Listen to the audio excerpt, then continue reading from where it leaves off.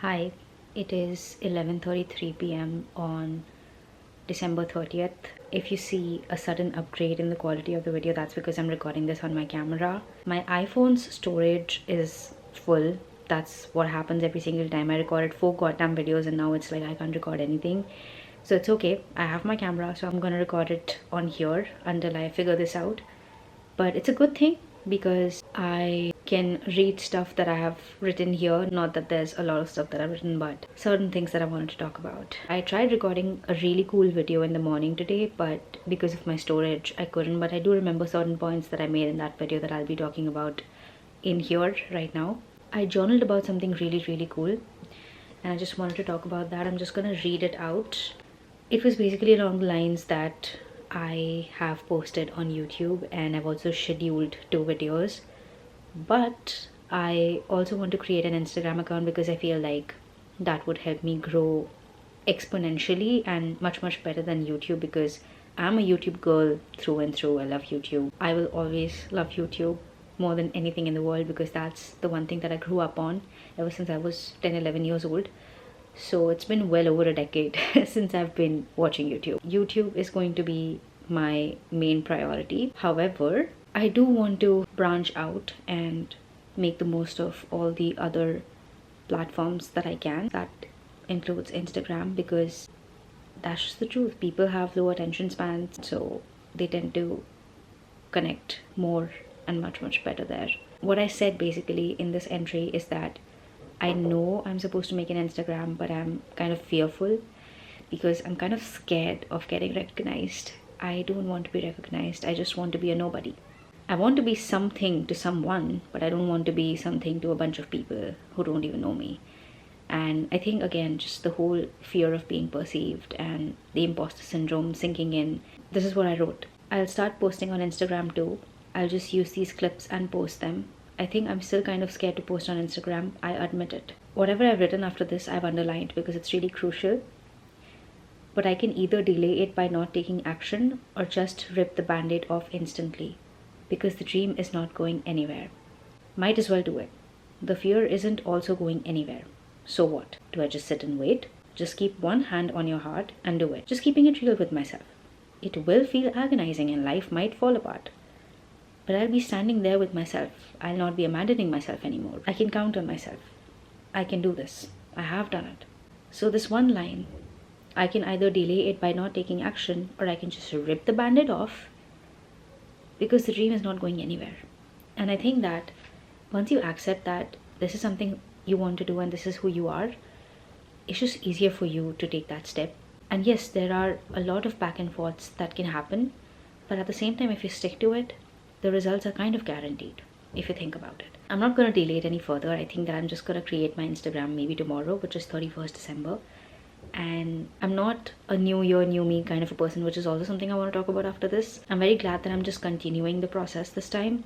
1st January is the same as 31st December to me, because time and dates, months, years are just social constructs created by human beings to kind of live with logic and some sort of stability and something to measure when is something happening or what is happening. There is no yesterday, there is no tomorrow, there's no today even, there's only right now.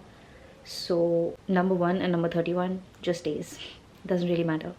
I'm just glad that I'm continuing the process in terms of my health, in terms of my goals, and I'm not really waking up and just waiting for some miracle to happen on January 1st. That's not how it works. That's not how it's ever going to work. I'm kind of looking forward to it and I'm very excited about it. Also, something I wrote on my notes app which is very interesting. Nobody successful will ever make fun of you or judge you. The evolution is never ending. You've got to keep going, one habit after another.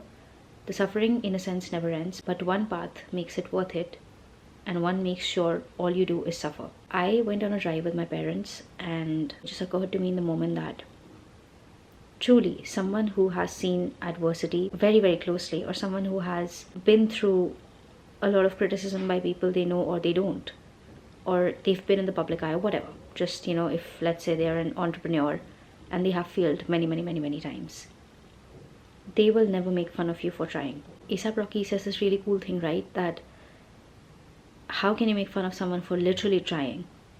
That's like such loser behavior, you know? At least they're trying to do something. They are trying to put themselves out there. In whatever field they're doing that, they're still doing that, right? No successful person will ever make fun of you. No billionaire or millionaire or anybody who's earning a lot of money will ever make fun of you for starting a business. An Olympic level athlete will ever make fun of you for starting to run, for taking care of your body, or going to the gym. No poet or no artist will ever make fun of you for posting content online. They know what it's like. They have gone through that. They have gone through the exact same thing that you and I are experiencing right now, and they know what it's like. The only people who will ever make fun of you or who will criticize you are the ones that are not doing anything with their lives. It is projection, whether you like it or not. They are unhappy with themselves. They have some sort of unfulfilling feeling in their chest, in their hearts, that they are trying to project that onto other people. So never take it personally. I know that it's easier said than done, just like all the other things that I've talked about, but the action, the application of it is what makes the difference. No successful person will ever make fun of you. And the evolution part that I talked about, my mind really runs fast, so I just was, typing. What I meant by that is that, again, bringing back my iconic. So something interesting that James Clear writes, which I would like to read as it is because it'll just make sense. Mastery is the process of narrowing your focus to a tiny element of success, repeating it until you have internalized the skill, and then using this new habit as the foundation to advance to the next frontier of your development. Old tasks become easier the second time around, but it does not get easier overall because now you are pouring your energy into the next challenge. Each habit unlocks the next level of performance. It's an endless cycle.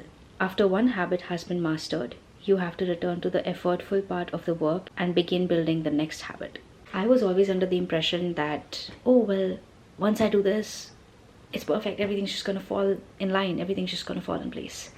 That's unfortunately not the truth at all. I knew logically that, of course, I've just sorted out one area of my life. Now I have to go through the same pain in some other area of my life. And there are like infinite areas of my life that I have to work on. And then I have to do this over and over again. Something I realized from my own experience is that it's never about the ability.